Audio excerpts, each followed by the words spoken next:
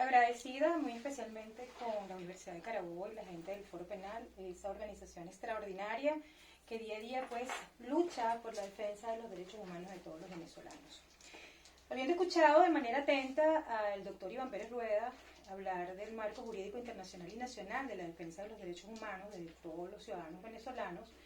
y al doctor Luis Armando Betancur haciendo una extraordinaria ponencia acerca de lo que son las estadísticas puntuales de los actos represivos que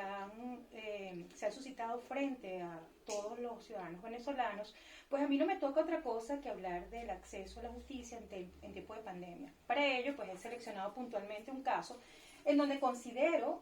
que se dieron violaciones al derecho internacional, al derecho público, a los derechos y garantías constitucionales de los ciudadanos,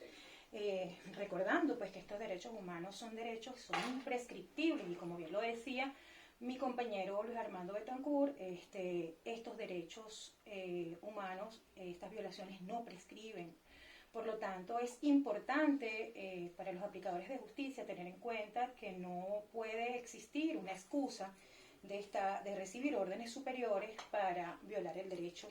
en virtud y los derechos humanos, en virtud de que el artículo 334 de la Constitución es muy claro cuando establece que los jueces son garantes de los derechos humanos y son garantes de mantener incólume nuestra Constitución nacional. De manera tal que, bueno, en la época de pandemia, lamentablemente se han profundizado estos vicios y estas atrocidades al debido proceso. Los jueces en la República de Venezuela tienen límites a su discrecionalidad,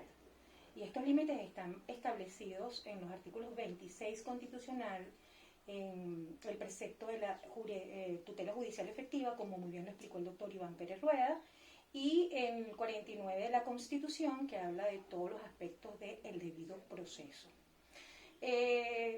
Me quería referir puntualmente a un caso ocurrido en Carabobo el 1 de agosto, donde fueron apresadas unas personas que estaban fuera del horario establecido, entre comillas,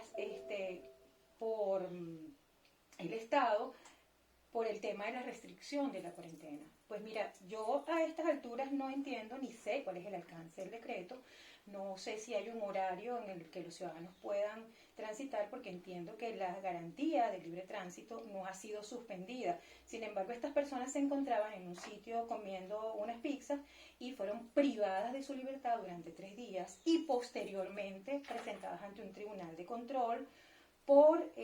la presunta comisión del delito de desacato. Los que somos abogados y hemos transitado por el mundo del derecho procesal penal, sabemos que el desacato es un delito especialísimo que no puede ser aplicado a los ciudadanos comunes, por lo menos no el desacato a la autoridad, porque exige ciertos supuestos para que se concrete esta norma jurídica, este tipo de conductas, y es que debe haber una relación de subordinación entre quien acata o desacata una orden. De manera tal que lo procedente en ese momento era que estas personas fueran presentadas ante un juez de juicio por un procedimiento de falta, que parece que el Estado no estuviera preparado para enfrentar el procedimiento de falta, ya que han sido muy pocos los procedimientos de falta que se han llevado ahora en el país, y no recientemente, por cierto. El mismo artículo 49.6 establece que nadie puede ser privado de libertad por hechos que no estén típicamente establecidos en la ley como tales, es decir, tiene que existir la conducta preestablecida con anterioridad en el catálogo de tipos penales. Sin embargo, yo preguntaría, ¿es que acaso comer pizza es una conducta típica, antijurídica y culpable?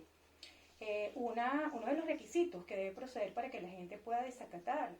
o desobedecer una orden es que estas personas estén al tanto de cuál es el tipo de obligación que están quebrantando. Porque el delito son conductas típicas, antijurídicas y culpables, conductas constituidas por acciones u omisiones que están prohibidas por la ley. Y la falta es simplemente el quebrantamiento de una omisión. De manera tal que someter a unos venezolanos a un proceso leonino injusto, yo diría que hasta inquisitivo, presentarlos ante un tribunal de control, ojo, violándose el principio del juez natural, en virtud de que no corresponde al juez de control conocer del procedimiento por faltas en el país, ya que dentro de la imputación no cabía un delito, porque las conductas que desplegaron estas personas no eran ni típicas, ni antijurídicas, ni culpables. Y cuando tú conversabas con algunas de las personas que fueron imputadas y presentadas ante este juez de control, te decían, es que yo tuve que salir a comprar una pizza porque yo tengo 4 o 5 meses sin gas. Ahora mismo, pues en este momento estamos nosotros sin electricidad, desde acá donde estamos realizando este foro. Es decir, en un país donde hay tantas limitaciones y precariedades, los venezolanos tenemos que ser castigados de manera doble por el mismo Estado. Ojo, somos uno de los pocos estados en el mundo que aplica sanciones en cuarentena, porque países como Argentina tienen establecida una norma en su catálogo de hechos punibles, en su código penal, que establece que quienes pongan en peligro la vida de los ciudadanos pueden ser castigados hasta con prisión de 2 años, pero resulta que en Venezuela no hay una norma que tipifique esta conducta, que si yo salgo con gripe o con coronavirus a la calle, puedo ser potencialmente un contaminante de las personas que están a mi alrededor. De manera tal que no habiendo la tipicidad de esta conducta, pues se ha sometido un grupo de venezolanos, específicamente de carabobeños, a un proceso viciado, repito, por violar el principio de tipicidad y el principio del juez natural, ya que estos procedimientos de falta tienen que ser presentados ante el juez de juicio y tiene que haber, más allá de una privativa de libertad, un procedimiento administrativo por multa. Una multa era lo procedente, o de repente resarcir el daño que no fue probado, porque cómo podemos determinar nosotros que estas 18 personas pudieron haber contaminado a algún ciudadano que estaba en la pizzería. Sin embargo, no solamente se dio este tipo de circunstancias, sino que también fueron sometidos a un proceso desproporcionado y proporcional al daño material causado dentro de la sociedad. Y señores, a estas personas se le impusieron condiciones económicas muy fuertes. Aparte de eso, a estas personas se les hizo la exigencia de presentar un fiador y, como decía mi compañero Luis Armando Betancourt, fueron puestos en libertad con la medida cautelar. O sea, atrocidad jurídica en el ámbito procesal. Eso no se ha visto nunca en el ejercicio de las funciones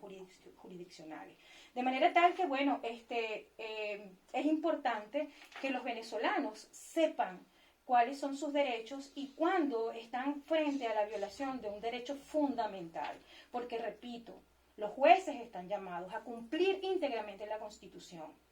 Lo más asombroso de todo ello es que cuando tú te diriges al juez, que se supone que es una persona idónea, porque cumple con todos los requisitos establecidos en la Constitución y en la ley especial para ser designado juez de la República, le dices, mira, pero esto no es lo que está ajustado a derecho. El juez te dice, lo que pasa es que eso es el lineamiento. ¡Wow! El lineamiento es el último indicativo de lo que se debe hacer en el proceso penal venezolano, que es un elemento metafísico, porque no sabemos cuál es el contenido del lineamiento. El lineamiento ha venido a sustituir la ley, y todos los abogados procesalistas sabemos y entendemos que la fuente directa de la ley, del derecho penal, es la ley, y en su defecto la jurisprudencia, cuando estas normas son ambiguas o vacías, cuando no cabe interpretación alguna, porque es una ley penal en blanco, entonces es cuando la sala correspondiente debe hacer una interpretación de la norma que va a quedar allí como una referencia para los jueces penales.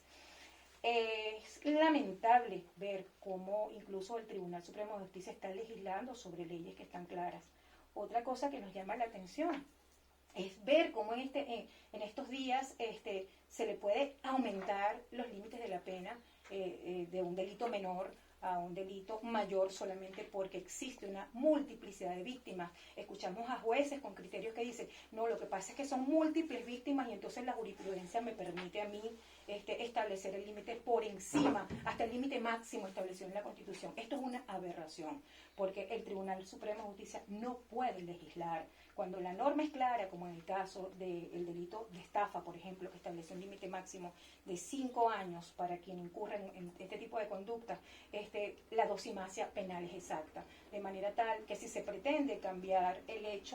la norma jurídica porque ha evolucionado o ha progresado el tipo penal o la conducta típica, lo correcto es hacer una reforma y ampliar los límites establecidos en la ley, pero no recurrir al elemento metafísico del lineamiento que pareciera que es lo que está en estos días reinando por el Poder Judicial venezolano. Señores, esto es aberración y le repito y le hago un llamado a conciencia a los jueces de la República. Ustedes son garantes íntegramente de la Constitución y sus decisiones son decisiones trascendentales, porque cuando van en detrimento de los derechos humanos y los derechos fundamentales, estos no prescriben. Y en algún momento, como bien lo decía Luis Armando Betancourt, pues van a ser juzgados ante los tribunales de la República o ante tribunales internacionales. Entonces el llamado es puntual, el llamado es a cumplir la Constitución, a los ciudadanos que denuncien cada vez que sientan sus derechos humanos, cercenarse, porque la única manera de poder corregir es sobre la base de que el hecho sea conocido, de que el hecho irregular sea conocido, porque no podemos ser una sociedad de cómplices frente a un Estado que abusa y viola los derechos humanos de todos los venezolanos. Y con esto, bueno, quiero despedir mi ponencia en virtud de que yo iba a hablar de un caso forense puntualmente, en donde quería dejar claro lo que era un procedimiento de falta, lo que era una conducta no típica y cuáles eran los dispositivos o derechos humanos que se estaban violando en este momento, simplemente por la falta de idoneidad de los ciudadanos que fungen como jueces en nuestro Poder Judicial, porque dejaron de ser garantes de la Constitución para acatar lineamientos de carácter político. Muy buenas tardes a todos en este momento y por la oportunidad que me han brindado.